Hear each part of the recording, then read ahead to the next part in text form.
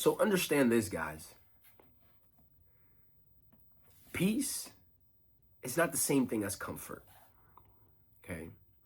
A lot of people think that peace is comfort, and it's not. See, one of the things that Jesus told his disciples when he was leaving, when he was being lifted up to go back to the Father, he says, my peace I leave with you, not as the world knows it, but a peace that surpasses all understanding. You see, the world needs comfort to have peace. But in the kingdom, you can have peace without comfort. And it still surpasses the understanding that, hey, there's no comfort here, but I still have peace. Why? Why do I still have peace? Because peace talks to you from the other side. Oh my God.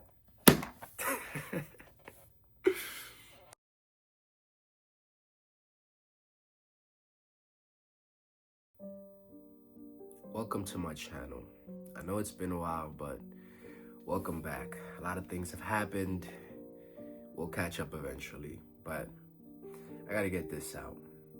You as a chosen one, see, the reason that your presence creates peace in the atmosphere, and it's undeniable. It's undeniable. This is why you'll see people tell you like, wow, when you are around, I feel a presence of peace. I feel safe. I feel, just an inexplicable peace, right? So you gotta understand that chosen ones, salted ones, your presence brings peace to any atmosphere that you're a part of. Why? It's not really about you, right? A lot of chosen one channels, they want to this is where it gets real. If you got this far, you're gonna understand why this channel is different than the chosen one channels. Because it's not really about you as a chosen one. It's about what you carry. You carry the presence of God. See, God chose you to carry his presence, which is a privilege. It's a privilege that you're carrying his presence. Now, the more that you practice his presence, right, the more of him you will eventually reflect. So your peace, right, can create an atmosphere of peace depending on the amount of presence that you have practiced with the God of peace. So it's not really about you, it's about what you carry, right? And so, see, that's the difference between arrogance and humility and confidence, right? The difference between arrogance and confidence is that when you're arrogant, you think that you have what you have because of you. But when you're confident, when you're meek, you understand that you have what you have because of him. And that's what makes this channel different, because I'm not here to glorify the self. I'm here to glorify him who lives now in you, all right? So I gotta use my Bible now. I gotta use my Bible, which I've always used the Bible, right? But through my iPad. But you guys are not gonna believe what happened to my iPad. All right. Mark 4:35, right? Jesus was teaching by the lake, right? And so at this point, they know him as rabbi, as teacher, as master, right? And so he was teaching a couple people by the lake, but then after that, he says, let us go to the other side of the lake.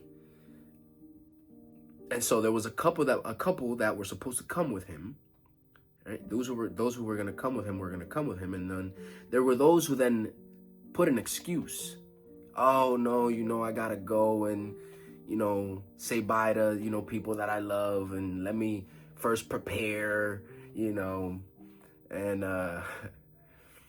Jesus says something interesting. He's like, if you got to do all that, if you got to look back, after you've put your hands on this thing on purpose and you look back, You're not fit for the kingdom of God. You're not fit to operate, right, in this thing. So, Jesus says, let us go to the other side, right? He spoke this. This was you could say it was like, it was a statement. Jesus made a statement, let's go to the other side of the lake. So they get on the boat. Let's go to the other side of the lake. Now, while they're on the lake, there arises a storm, right? Thunders and, the ocean, water's getting, water's getting in the lake, and the boat is shaking. And the disciples of Jesus are scared. They're terrified. And they're looking for him. And they go to searching for him. Who's sleeping? The Bible clearly states that he was sleeping. Right? Check this out. Mark 4:37. Let's read from 4:35. On that day, when evening had come, he said to them, let us go across to the other side. And leaving the crowd, they took him with them in the boat, just as it was. And other boats were with him, and a great windstorm arose, and the waves were breaking into the boat, so that the boat was already filling. But he was in the stern, sleeping on the cushion. And they woke him and said to him, Teacher, do you not care that we are perishing? And he awoke and rebuked the wind and said to the sea, Peace, be still.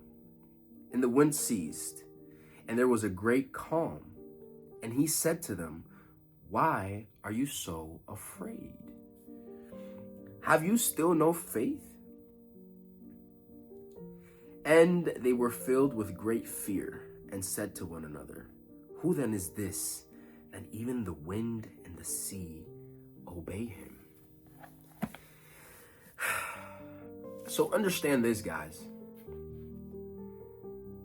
Peace is not the same thing as comfort. Okay? A lot of people think that peace is comfort, and it's not. See, one of the things that Jesus told his disciples when he was leaving, when he was being lifted up to go back to the Father, he says, My peace I leave with you, not as the world knows it, but a peace that surpasses all understanding. You see, the world needs comfort to have peace, but in the kingdom, you can have peace without comfort, and it still surpasses the understanding that, hey, there's no comfort here, but I still have peace. Why? Why do I still have peace? Because peace talks to you from the other side. Oh my God. Peace talks to you from the other side. Oh my God. I feel. He said, let us, what did he say? Let us go across to the other side. The other side. Peace speaks to you from the other side of the storm. See, Jesus didn't have to rebuke the wind. He didn't have to say, be still to the wind, so that the waves could be still, so that the lake could be still. He didn't have to do that. Regardless of if the storm was there or not, they were going to get to the other side, right? But at the end of the day, Jesus is like, really? You guys are hanging out with me. I'm on this boat. And you're struggling, thinking you're going to drown because we're in the middle of it. When I am here and I told you that we were going to get to the other side, I already spoke to you from the other side. That's peace. And so that's what you carry as a chosen one. You carry the peace from the other side. So people that are going through a storm, they don't understand why, even if you are going through a storm and you're not comfortable, you are still in peace. It surpasses the present understanding. And so that's why your absence is felt that much more. Your absence, you as a chosen one, is felt so much more sometimes because of the absence of peace and your absence of understanding. Now this peace, now you understand. And so this is why you can rest assured that the peace that you carry, because Jesus is on your boat, you're gonna get to the other side. Now you can explain this to people that don't know why. Your presence commands peace. Guys, I'm gonna see you on the other side. I'm gonna see you on the other side. Let's go. Let's grow.